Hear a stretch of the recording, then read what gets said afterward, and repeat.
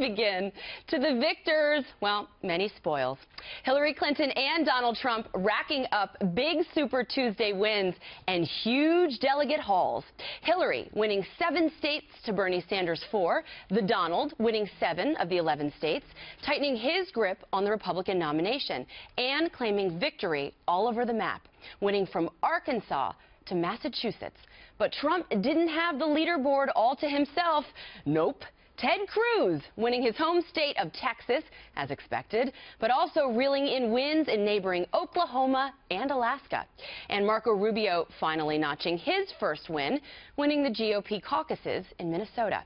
And though he's well behind Cruz and Trump in the delegate math, Rubio is vowing that he will fight on, especially in his home state of Florida, which, by the way, is winner take all. That primary is on March 15th. Charles Krauthammer with this take on Rubio's night and on a contest in the Sunshine State that he says could either sink or boost Rubio's candidacy.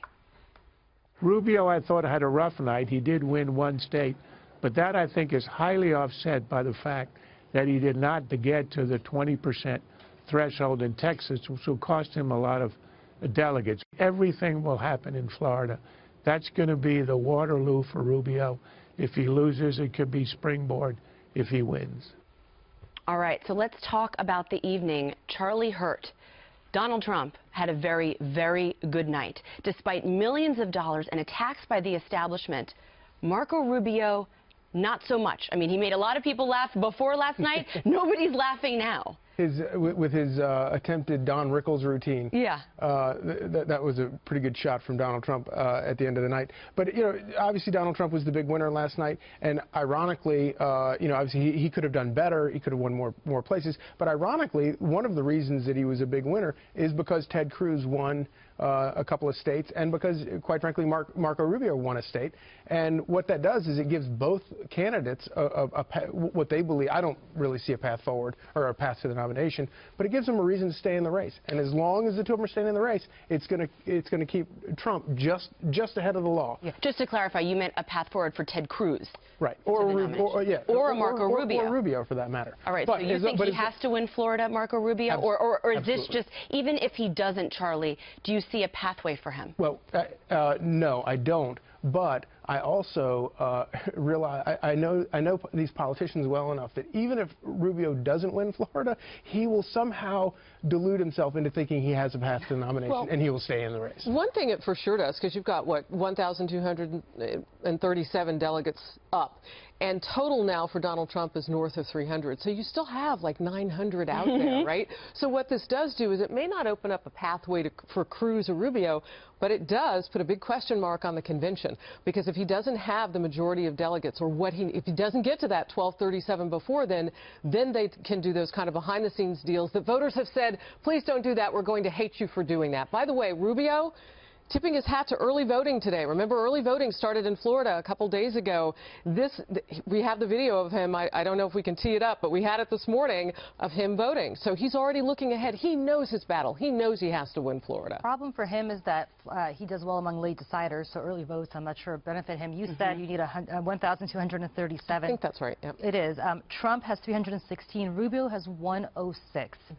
Ted Cruz, though, 226. That's right. You're like Rain Man. Wow, I'm looking at my notes. You're getting this all off your head. Look, I sit next to Sandra. My math skills are perfect. Yeah, baby. All right. So, Charlie, you were tweeting out last night, and the one that you tweeted out before you switched over to Red Bull this morning was Trump's Cruz gets tailwind, Marco Rubio gasping for air.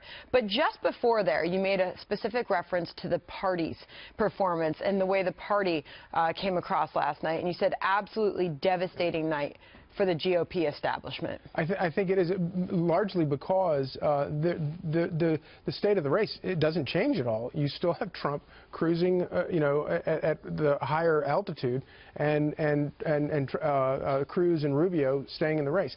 The one problem, the one thing that maybe the establishment can take some solace in, is that Trump still hasn't broken 50% in any one of these races. And by this point in the primary, the person who's going to wind up being the nominee usually has started to hit some of those 50% marks. Doesn't matter now, but going forward, everybody talks about all these states are winner take all after this. They are, but a lot of them aren't exactly winner take all unless you break that 50%. Yeah, but usually at this point, a top delegate, a top candidate would have more support from his own party. Exactly. Well, that's the point. Then you get a little bit more wind at your back. The fact that he hasn't broken 50%. And the establishment has spent millions of dollars attacking him. I call it the dogs of hell. I mean, they've tried to tie him to the mafia. They've tried to tie him to the KKK. I mean, they've called him a racist. They've called him a bigot. They've called him a sexist. It hasn't worked. I mean, I still think it's remarkable that he is not lower than where he's at now. Julie, Hillary Clinton hasn't really got over 50% either. And I want to shift to the Democrats as well, because last night it seemed like, even though both parties are struggling with their establishments and their bases, it seems like you guys on the Democratic side, you're rallying around, you're tightening up your game when Republicans aren't. I've got to say, Bill Clinton had a great line in the early 90s. He said, Democrats fall in love, Republicans fall in line. Completely flipped. True. 20 years later, Democrats are falling in line with whoever the nominee is going to be. It looks like it's going to be Hillary Clinton. Republicans, what is shocking to me watching this is you have Donald Trump, who if his name were Jeb Bush or Marco Rubio or Mitt Romney or anybody else, be in line behind coalescing behind him. Meanwhile, you've got a super PAC right now, and it echoes exactly what you're saying, gearing up at this late date, gearing up to try to take him out. First of all, it's getting to be too late. And secondly, are you doing anything other than helping the Democrats defeat your eventual nominee, which it's a shock to me. Picking off voters. May I ask you a question, though, Andrea? Yes. So last night, we're watching the speech with Donald Trump. And it seemed like he was being warm and fuzzy to Ted Cruz. And I was scratching my head. I know I had like a cartoon question mark above my head. Because Cruz did a little bit better last night. As you put it, Charlie, his position improved. So why? Why cozy up to the man that you have beaten down? You wonder what's going on in their brain. I mean, I've always wondered what deal could they have concocted that went south. But his tone entirely changed when you looked at Donald Trump last night. Yeah. It was like he said, okay, I'm really going to temper down my rhetoric. I'm going to start acting presidential. It was noticed. I mean, you saw Twitter was ablaze, noticing his shift in tone. I also think, though, to Charlie, to your point, he knows that Ted Cruz does not have a pathway to the nomination, so he has no problem being nice to him. And in fact, Sandra, I think he can neutralize that Cruz crew, or he's trying to a little bit maybe mitigate, because if he gets out, he needs and wants Ted Cruz's support. Maybe even as a VP, who knows, but he wants his voters. But wait, but your big takeaway from last night was, while Trump clearly did the best, that Ted Cruz at least improved his position in this race. So that he sticks around longer. But I think Donald Trump realizes that the establishment, as much as the establishment has just gone haywire over Donald Trump, they're not going to get behind Ted Cruz.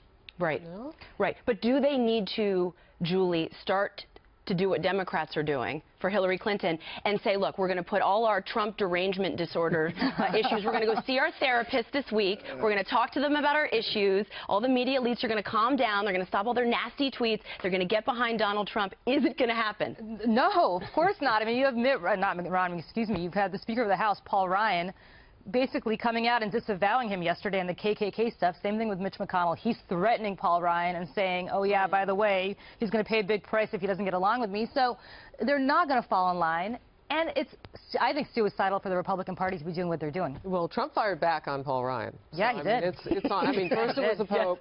I mean, he's on. Yep. I mean, if he can beat the Pope, he can beat Paul Ryan, I think. It's interesting, though. I mean, the states were so different where Ted Cruz won, though. Alaska and Texas, his home state. I don't know that he doesn't have a path forward. I just think that maybe we haven't seen exactly what that could be yet. Yeah, I agree. All right.